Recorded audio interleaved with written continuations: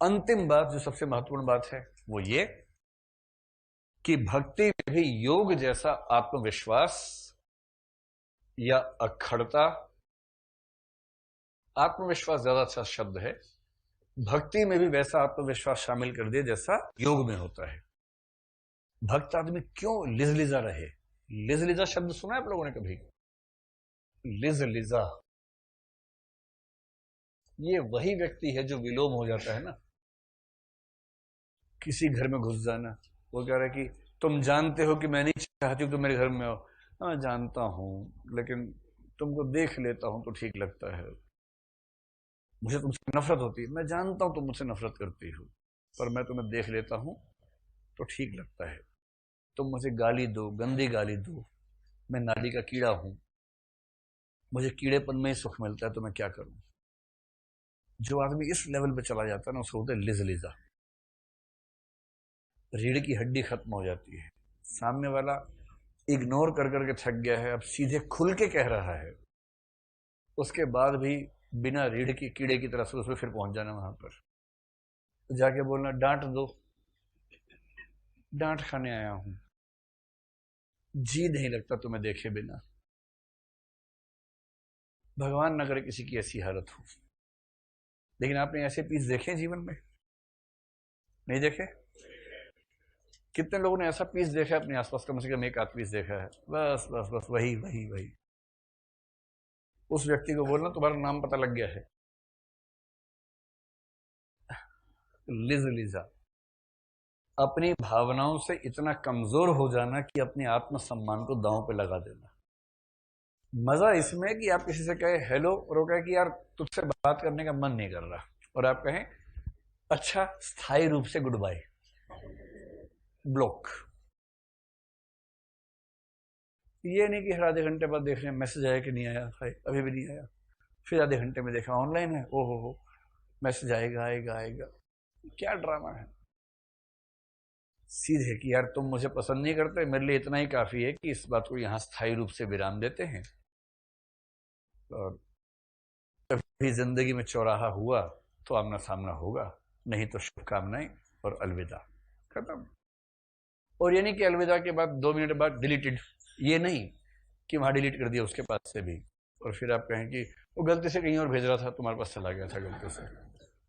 ऐसे नहीं। आत्मविश्वास होना चाहिए। लिजलिजापन ठीक नहीं है, ध्यान रखना है। किसी के पीछे पड़ जाना किसकी तरह है? वो क्या होता है, जोंक की तरह है, अच्छी बात नहीं है। और किसी जोंक को चिपटने देना भी अच्छी बात नहीं है। हिंदी साहित्य जीवन में काम आता है कि नहीं आता है? बहुत, कोई ये ना कहीं काम नहीं आता, बहुत काम आता है। बात समझ में कि लिजलिजा मत बनिएगा, मतलब चीप लगता है। इतने आत्मसम्मान वाले लोग हैं, आईएएस बनने वाले हैं, और लिजलिजेपन से कैसे हो सकता है ऐसा? सोचना भी नहीं कभी। इसलिए अगर कोई आपसे ठीक से बर्ताव ना करे, सीधा एक शेर सुना के आ जाना है, तू नहीं कोई और सही, कोई और नहीं कोई और सही, बहुत लंबी है जमीन, मिलेंगे लाख हंसी, इस जमाने में सनम तू अकेली तो नहीं। बाकी और कोई कोई अरे हाँ बहुत बढ़िया। कोई लड़का हो तो उल्टा, तू अकेला तो नहीं, इसमें क्या है, अकेली ही क्यों, अकेला भी तो हो सकता है। कोई ज्यादा हीरो बन रहा हो तो आप बोलिए उसको, ऐसा क्या है। रात में दम है, नोट्स बना लो इसके। चलिए चलिए, बड़ी गहरी बात है। जब मैं था तब हरि नहीं, ये हरि नाम का बच्चा नहीं, भगवान। जब तक मुझ में मैं की भावना थी कि मैं भी कुछ हूं, ये भावना रहती कि नहीं रहती हम लोगों में? जो अहंकार या अहम की भावना है वो, तो जब तक मुझ में मैं का भाव था तब तक ईश्वर नहीं मिला। अब हरि है, मैं नहीं। और जैसे ही ईश्वर से साक्षात्कार हुआ, मैं का भाव ही मिट गया। भाई ईश्वर का साक्षात्कार हमें तो आज तक हुआ नहीं, और मेरी नेचर को देख के मुझे लगता नहीं कि भगवान कभी ऐसे कृपा मेरे ऊपर करने वाले हैं। लेकिन जिन लोगों के बारे में पढ़ा है, ये पढ़ के समझ में आता है कि ईश्वर का एहसास जो रहस्यवाद है, उसमें एकदम क्लियर समझ में आता है कि मेरी कौन गति ब्रजनाथ, जो पूरे ब्रह्मांड स्वरूप है, उसके सामने मैं क्या हूं, क्या पृथक सत्ता है। तो ईश्वर से एक होने के एहसास में ये एहसास होना कि मैं तो हूं ही नहीं। असाध्य वीणा अज्ञेय की कविता की पंक्ति लें, मैं नहीं नहीं, मैं कहीं नहीं।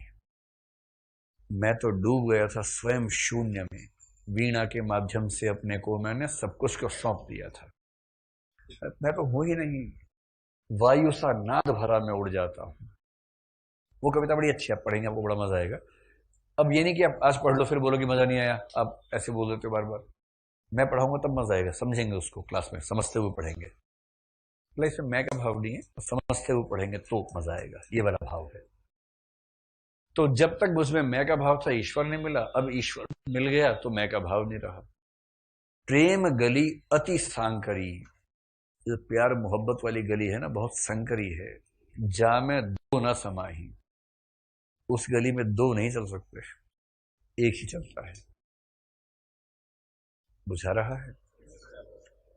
कौन सा गीत आया था कुछ दिन पहले, अगर मैं से हम हो जाते, हम तुम एक हो जाते।